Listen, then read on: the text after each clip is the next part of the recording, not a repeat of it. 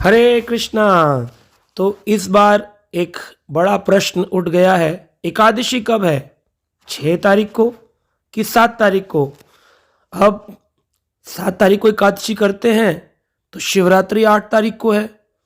शिवरात्रि का जो व्रत करते हैं वो एकादशी का पारण कैसे करेंगे? इतने सारी परिस्थितियों में इस प्रश्न का उत्तर हमें कहाँ से मिलता है? शास्त्रों से मिलता है। तो शास्त्रों में इसका उत्तर दिया गया है कि इस बार जो एकादशी है, इस एकादशी का नाम है व्यंजलि महाद्वादशी।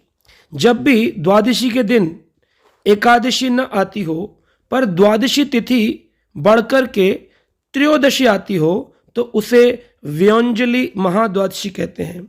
और इस व्रत से अनेक पाप राशियों का निर्मूलन हो जाता है। तो ये जो विजय एकादशी का व्रत है, हम लोग इसलिए उसको करेंगे 7 मार्च को, जिसमें हमें अधिक फल मिलेगा महाद्वादशी पालन करने का। तो ये व्यंजलि महाद्वादशी है। महाराज युधिष्ठिर ने पूछा था कि हे वासुदेव, फागुन मास के कृष्ण पक्ष में कौन सी एकादशी आती है, कृपया आप मुझे बताइए। तो भगवान श्री कृष्ण ने कहा, हे युधिष्ठिर, एक बार कमल पर विराजमान ब्रह्मा जी को नारद जी ने पूछा कि हे सुरश्रेष्ठ, फागुन मास के कृष्ण पक्ष में विजय एकादशी आती है, उसके पालन करने से कौन सा पुण्य प्राप्त होता है, इसके बारे में बताइए। तब ब्रह्मा जी ने इस प्रश्न का उत्तर दिया था नारद जी को और कहा था कि बहुत प्राचीन बात है कि भगवान श्री रामचंद्र जी ने भी इस व्रत के पालन से ही लंका पर विजय प्राप्त करी। वैसे तो प्रभु राम को किसी की जरूरत नहीं है विजय प्राप्त करने के लिए, क्योंकि प्रभु तो अजित हैं, यानी कि उनको कोई जीत नहीं सकता। परंतु फिर भी भगवान लीलावश होकर के सिद्धांतों को स्थापित करने के लिए इस व्रत का पालन सिखाए और उसी से उनको रावण की लंका पर और रावण पर विजय प्राप्त हुई। ब्रह्मा जी कहते हैं, नारद, मुनिवर के कहे अनुसार रामचंद्र जी विजय एकादशी का व्रत किए थे और उस व्रत के प्रभाव से रामचंद्र विजयी हुए। हे पुत्र, इस व्रत के प्रभाव से मनुष्य को जीवन में विजय प्राप्त होती है। यानी कि अगर आप भक्ति में या किसी भी कार्य में असफल हैं तो सफलता प्राप्त करने का मौका मिलेगा विजय एकादशी के पालन से, और इसका फल अक्षय है, यानी उसका क्षय नहीं होता है।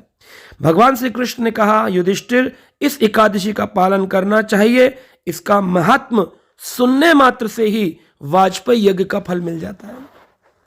अब भक्त लोग जब 7 तारीख को व्रत करेंगे तो 8 तारीख को प्रश्न उठेगा कि एकादशी कैसे पालन की जाए, क्योंकि पारण जो है वो करेंगे तो शिवरात्रि का व्रत भी करना चाहते हैं।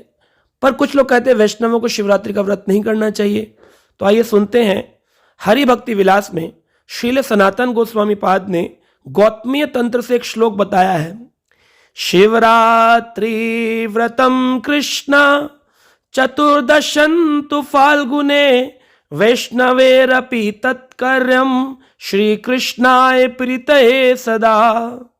यानी कि शिवरात्रि व्रतम कृष्ण, अगर कोई व्यक्ति कृष्ण प्राप्ति चाहता है, कृष्ण भक्ति चाहता है, तो शिवरात्रि चतुर्दशन्तु फाल्गुने, चतुर्दशी की रात को उस व्यक्ति को, चतुर्दशी जब आती है रात्रि काल, उस काल में प्रातकालीन, अब 2 प्रकार के व्रत होते हैं, एक रात्रि व्रत और एक प्रातकालीन। तो रात का व्रत तमोगुणी व्रत है और प्रारंभिक सुबह का व्रत सतोगुणी व्रत है।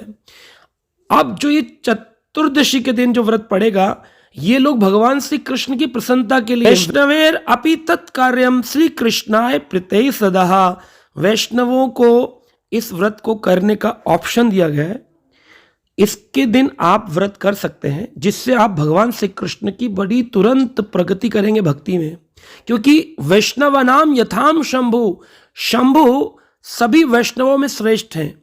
जैसे हम अनेक वैष्णवों के आविर्भाव, तिरोभाव, तिथि आदि का व्रत करते हैं, तो ये व्रत भी हम कर सकते हैं। अब इसमें भी ऑप्शन है कैसे किया जाए इस व्रत को।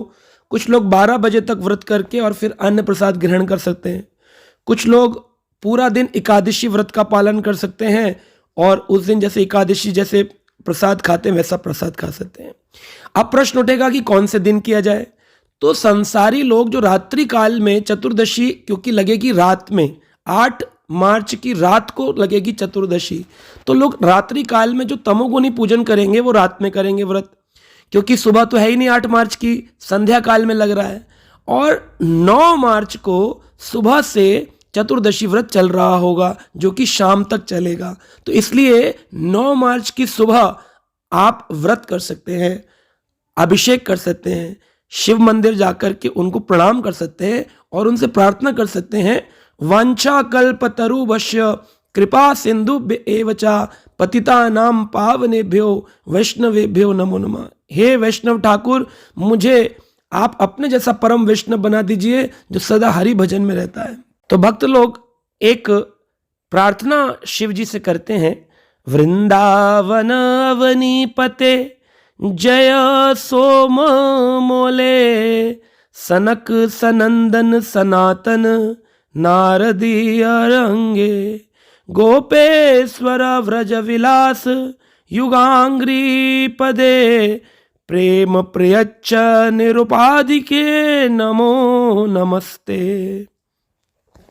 वृंदावन अवनीपते, ओ वृंदावन के द्वारपाल, जय जय सोम मोले, आपके मस्तक पर चंद्रमा विराजमान है। सनक सनंदन सनातन नारद अंगे, आपको बड़े बड़े साधु सनक सनंदन जैसे नारद जैसे भी प्रार्थना करते हैं।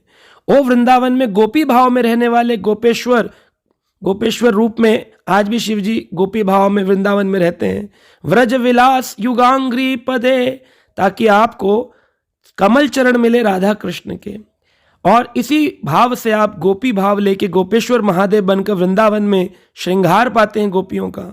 प्रेम प्रेच्छ निरुपाधिके नमस्तुते, मुझे ऐसा प्रेम दो जो निरुपाधि हो, बिना किसी उपाधि के हो, आपको ऐसा मैं प्रणाम करता हूं, मुझे भी अपने जैसा भक्त बना दीजिए। तो इस भाव से आप 9 मार्च को व्रत कर सकते हैं, 8 मार्च को पारण कर सकते हैं, 7 मार्च को एकादशी का व्रत कर सकते हैं।